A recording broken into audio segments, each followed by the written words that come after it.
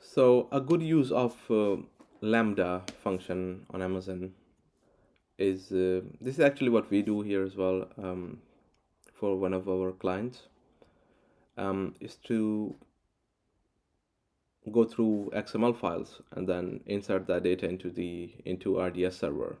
So as soon as this XML file is uploaded to our server, EC2 is pushed up to S3 service, and then from S3 service, we have set up a trigger that triggers the Lambda function.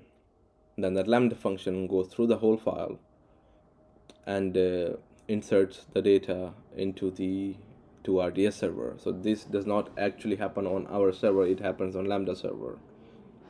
We have a script written in Python, so it'll go through the whole file. It'll push the data to the database. It'll do some manipulation as well. Before that, it'll clean up the data.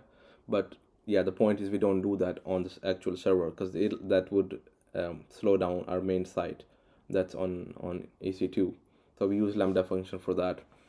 And yeah, it works pretty well. Sometimes, a lot of times, we do have a situation where the file is so big that it ends up timing out.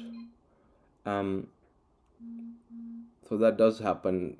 In that case, we have the script that we have written. It is put together in a way where it can pick where it left off. So you can read the last entry from the database and then just continue reading the file from there. Once the file is read, and it just moves the file from one directory to another in S3 bucket. That's what we use Lambda function for. We don't want to do that in a main server because then the memory skyrockets.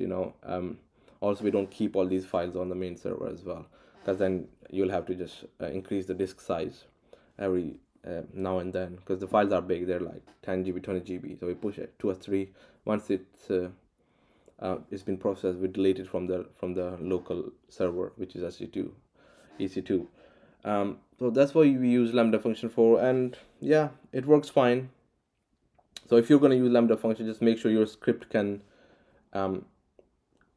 pick things where it was left off, or if there is an outage or anything, so make sure you can reference back wherever the disruption happened. If it happens at the row number 190,000, your script should be able to pick from there and then carry on.